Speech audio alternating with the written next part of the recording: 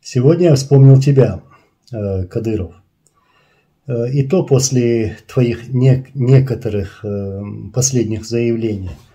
А также вспомнил твои прошлогодние пустые заявления в мой адрес, а также в адрес других активистов, где ты там призываешь куда-то приехать, поехать, взорвать себя. В общем, что я хочу сейчас сказать.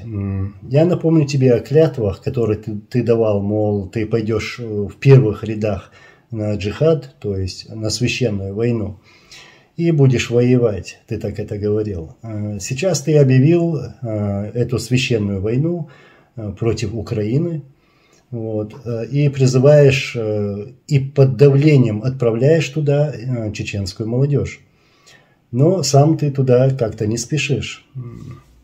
Мы, конечно же, знаем почему, потому что ты трус. То же самое делал и твой отец, когда призывал на джихад чеченцев против России, где он открыто говорил, что каждый чеченец должен убить 150 русских, чтобы решить проблему с русскими. И к тому же прятался за спинами женщин, которые выходили на митинги. И ты это тоже прекрасно помнишь. То же самое ты делаешь и сейчас. Как и раньше, ты продолжаешь заниматься популизмом. На всем ты хочешь поймать хайп, поднять свое имя, которого у тебя на самом деле нету. Вот. Ты сейчас заявляешь, что отправишь в Украину своих сыновей.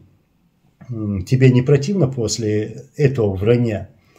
Я знаю, что ты запишешь очередное видео где-то на российской заправке, где-то в Ростовской области. Вот что ты можешь и сделаешь сейчас примерно. И будешь заявлять, там, это было в Украине.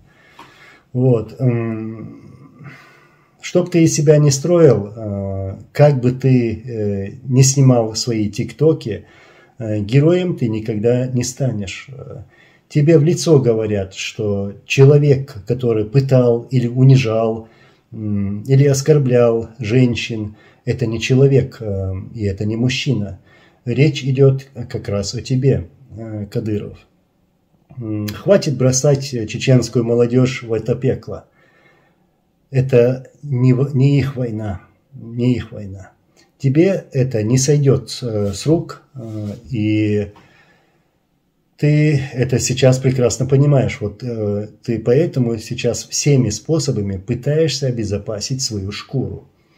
Каждая смерть, кровь, слеза матери, за все это тебе придется отвечать. И ты это тоже прекрасно знаешь и понимаешь. Поэтому ты пытаешься всеми способами обезопасить себя. Если ты считаешь по-другому, то покажи, что ты на передовой. Встань впереди тех, кого ты послал на эту войну. Не забудь также прихватить с собой Даудова, Ханбиева, Делимханова, какие там еще были фамилии, и других предателей чеченского народа.